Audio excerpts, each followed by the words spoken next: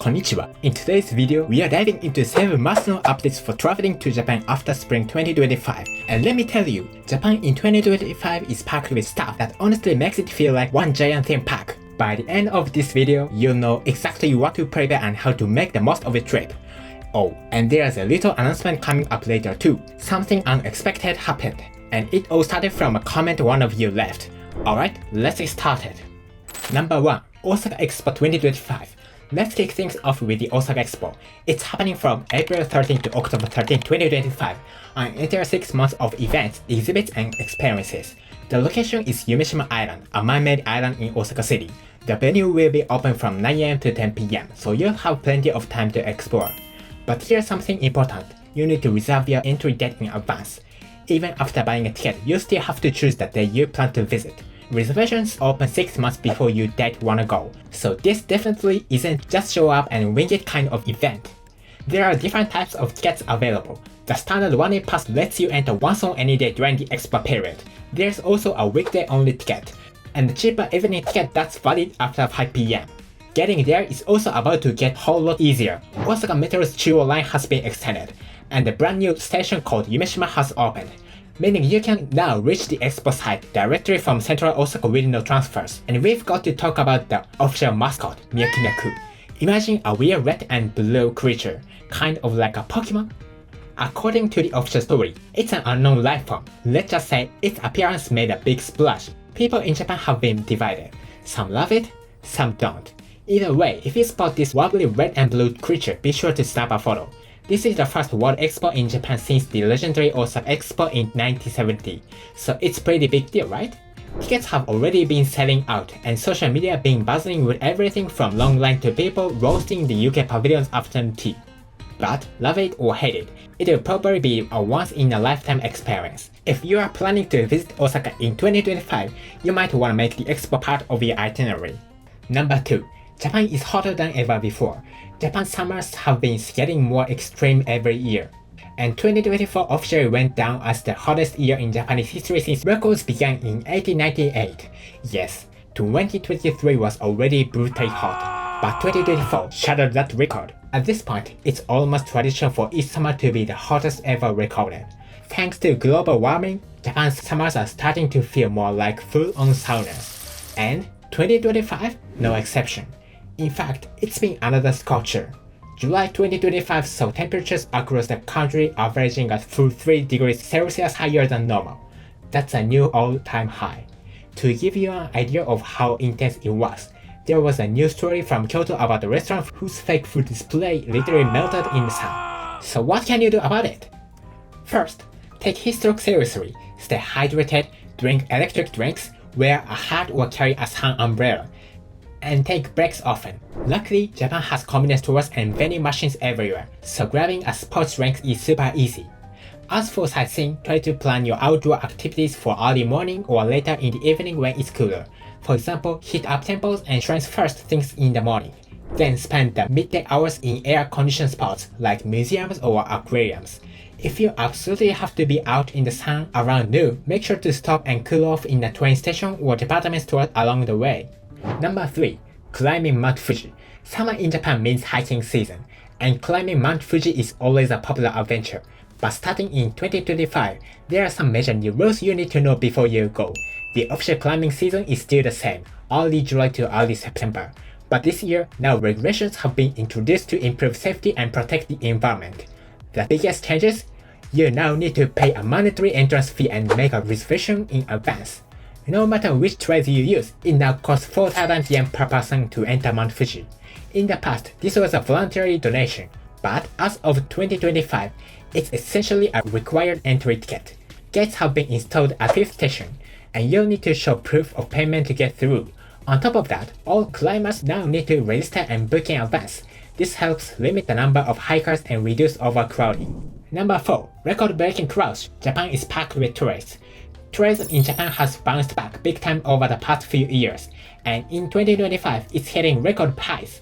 After Japan eased entry restrictions in 2022, there was a huge boom in 2023. But now in the first half of 2024 alone, over 21.5 million international visitors have already come to Japan.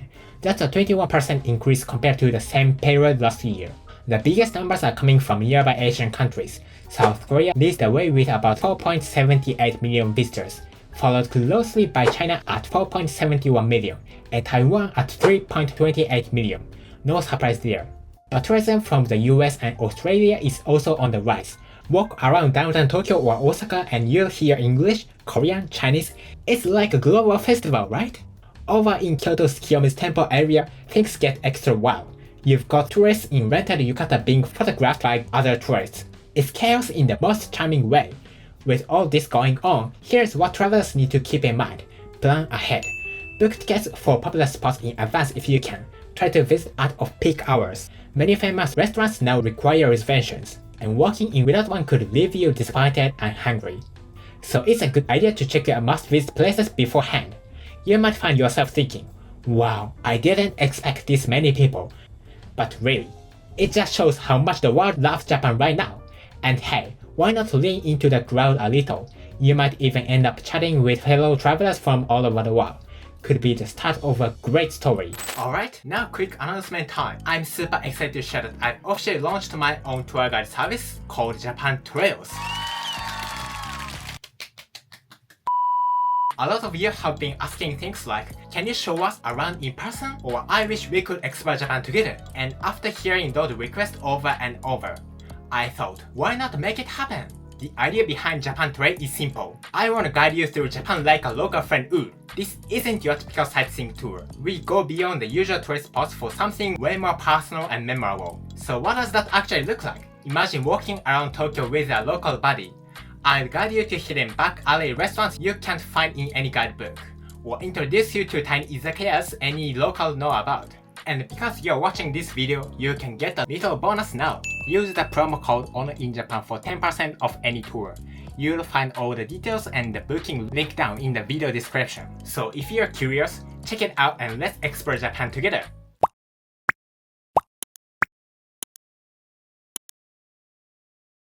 Number 6. Cruise travel to Japan is on the rise. Flying isn't the only way to get to Japan. Lately, more and more travelers have been arriving by cruise ship, and it's becoming a major trend. The Japanese government is actively promoting cruise tourism, with the goal of welcoming 2.5 million cruise passengers and over 2,000 cruise ship stops by the end of 2025.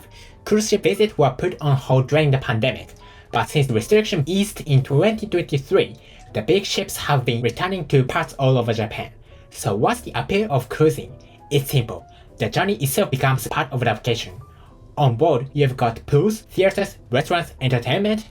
It's like a floating resort. Once you've unpacked your bags, you can just relax and explore each part without lugging your stuff around. Number 7. Natural disasters in Japan. And finally, let's talk about something important for anyone traveling to Japan. Natural disasters. Japan is an incredible country full of beauty, culture, and amazing places to explore. But it's also no stranger to natural hazards like earthquakes, typhoons, and even volcanic eruptions.